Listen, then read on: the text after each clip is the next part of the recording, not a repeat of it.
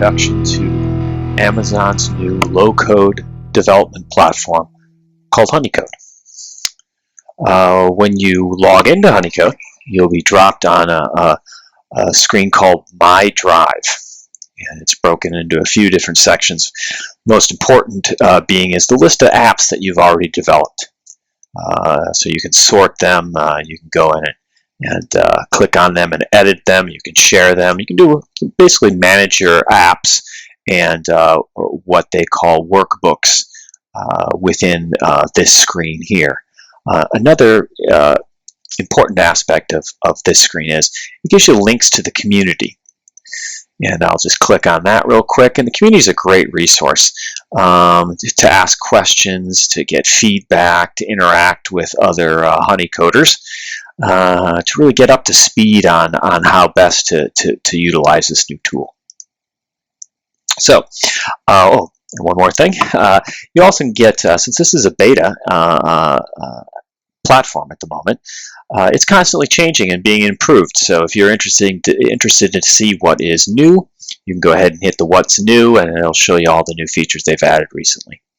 We're going to go ahead and create a new workbook, and we can do that by hitting the blue button in the upper right. When we click that, we're shown a card that gives us really three options. We can start from scratch, blank canvas, just like opening a new Word or Excel file, or we can import a spreadsheet from your spreadsheet program, be it Excel, Google Docs, what have you, and this will populate your system with some tables, your application with some tables, and some data. We're going to go ahead and we're going to use the inventory management template. We got a list of great templates here. When I click on this, it asks me to name the workbook, and I'm just going to say inventory management, which is fine. And my team I'm part of is the support group, but if you wanted to switch to a different team, you could certainly do that. I'm going to hit create button in the lower right, and it's going to initially drop me in the first section of Honeycode development environment, the studio. In the table section is where all your data is organized and stored, and they've gone ahead and since this is a template, there's already a number of tables that they've created for us, and they've actually populated with some sample data and created sort of connections between these sets of data that they utilize. You can tell if we look at this first table, which is called devices, sort of the hub of the wheel.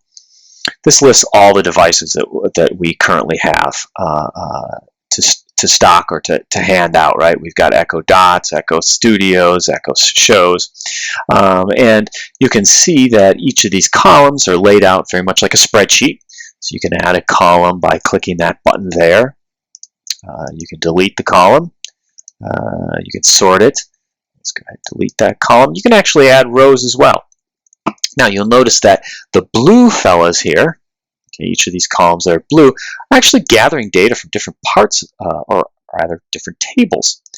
For instance, the manufacturer, if I click on this, drop down, you can see, oh, okay, so we've got a list of manufacturers. Well, where's that data coming from? Well, it's coming from the manufacturers table here. You can see that. Same with categories. I can click on this. I can assign it to a different type of category. I could say it's a streaming device, not a smart speaker, whatever. The categories are this table up in the upper left here called categories, and there you see it right there. If I click here, back, you can see some of these have totals. Columns that have totals available, pending, in use, and they're options that are filters. So if I click on I click on the top one here, you can notice that very much like a spreadsheet has a calculation section up here, and this is using a filter. So it's looking in the table inventory, okay, inventory device, and it's grabbing the total amount, okay, of connected devices that are related to this Echo Dot. So if I click on inventory here, you can see that there is indeed 3 Echo Dot records. So we go back to devices. You can see, yep, it's totaling it up there's 3 of them. Now, it goes one step further in these other sections here. If I click on pending, I can see the calculation says, well, give me a total of the inventory in inventory where the status equals requested, and I get a 1. So let's take a look at that. Let's go back to inventory table again, and lo and behold, we'll see that indeed there is 1 record that has request. Now, if I change this to requested, okay, so now I've got 2 that is requested. I go back to devices here. You're going to see this change to 2, and the in use, which is approved. We can click on that to see it's approved. If we click here, we can see that this is based on requested, and we see 2. So that gives you an overview of the tables. You can create new tables. This works very much like your spreadsheet, except for that you can connect data between each table and then utilize all sorts of different things. Next section I'm going to go over is the actual app section. These are the interfaces and the UI, UX in coder speak. And this particular Honeycode deployment has 2 apps. One is sort of a customer-facing app, or internal. This could be internal or external. This could be this this entire workbook could be used for, let's say, a library of a big corporation that was lending these Amazon products out, and they wanted an app for folks to who weren't in charge of them, but just wanted them to log in and request things, as well as another app for the folks that are actually managing the inventory, purchasing more of these, lending them out, making sure that there's some available, maintaining them, and all the rest of it. So that's why it's broken into 2 apps. Now, I'll focus mostly on the first app here. And this app has 3 screens. It has the devices, which basically lists all the devices, and it's got to confirm. So if somebody asks for something and it gets a little card window to say, hey, you really want this thing you're asking for, and then a list of devices that you've requested and have gotten. So if this studio portion of it is where you make changes and add fields and actions, is fairly WYSIWYG. What they say is what you see is what you get. But if you really want to see what this looks like in the wild and see what people will actually be interfacing with, you can view this app in real time. So I'll click on in the upper right here and say View App. Okay, and here it is. This is the app. I can see a list of stuff. I can see my devices. I can see the devices. In fact, I see that one of them is out of stock. I can request, and then I can confirm, and then I can see that I've got 2 that are requested. And then that'll send a notification to somebody so that who is in charge of the other app to say, hey, we'll actually approve it for you so that you can have it. So you can kind of in real time see what your program looks like. Now you'll notice that right now it doesn't really look like this necessarily, because this is the mobile version of the app. If I click here to web, I can see the web version of the app, and you can kind of see it looks very similar to what I get here. Okay. Now let's dive in just a little bit as to how things are structured in this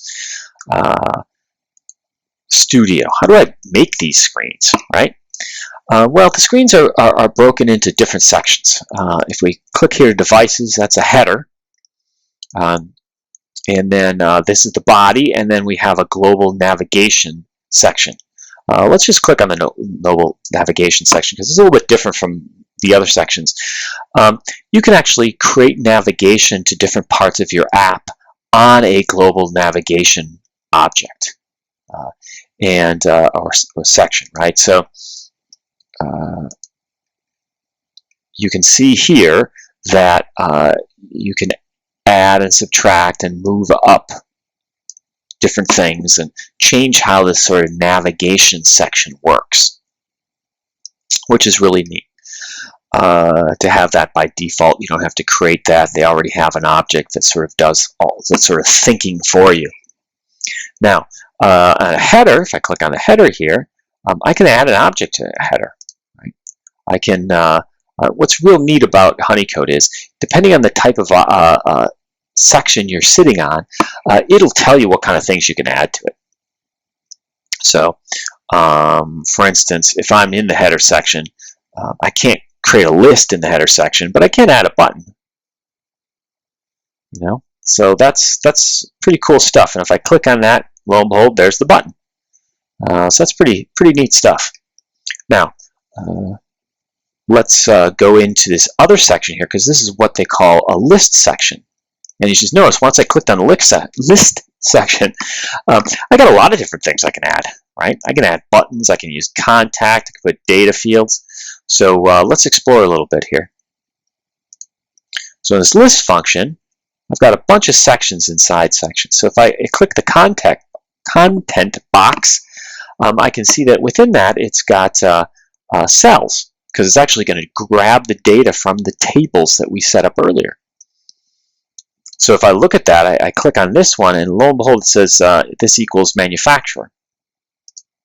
This equals device. You know, these are all fields within this table here of devices. Back to builder. Oops, I clicked on the wrong one there. Devices again. You can see that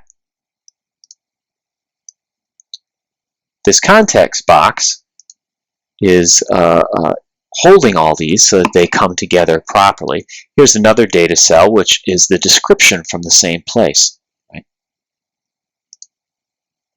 Really kind of neat. Now, another thing I want to grab here, this goes very detailed. You can make very complex interfaces and display your data in all sorts of different ways. Again, this is just an overview to kind of give you an introduction to what Honeycode is.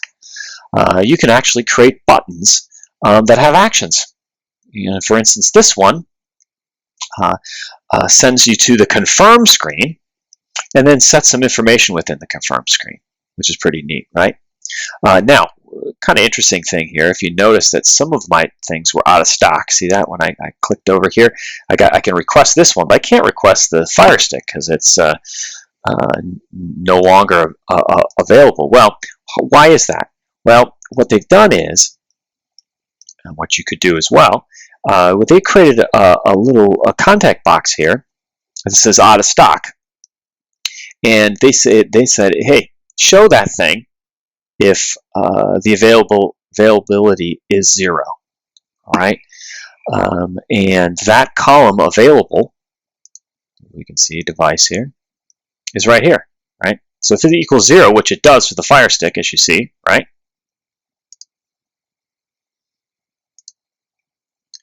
It's going to display.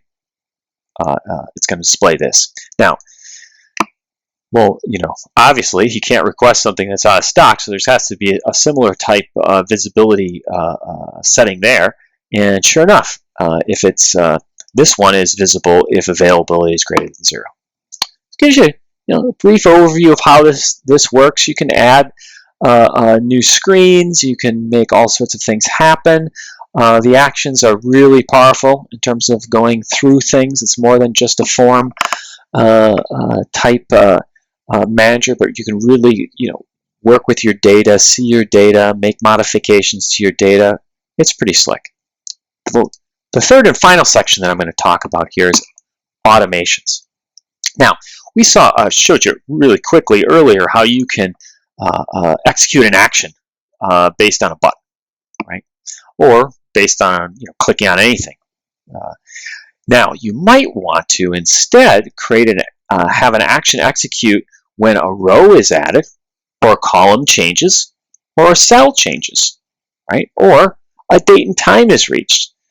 So that is all handled in the automation section. So I can go ahead and I can create an automation, and I can say within devices every day, go through and send a webhook to me, a webhook, and that's simply just a call to perhaps a third-party application like Zapier that you've integrated with.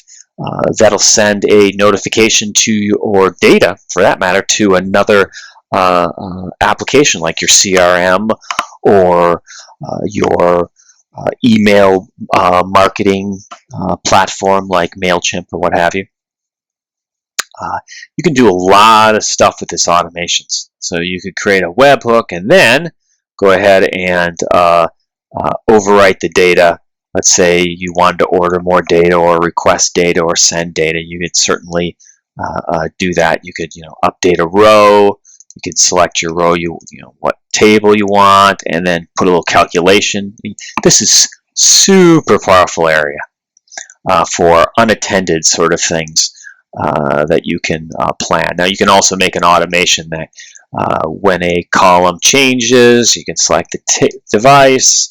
You can select the, let's say the availability goes to true. Let's say it's empty, then you can go ahead and create a webhook that says, hey, order more, or adds a record in another table to add a row in another table that maybe is requests for more.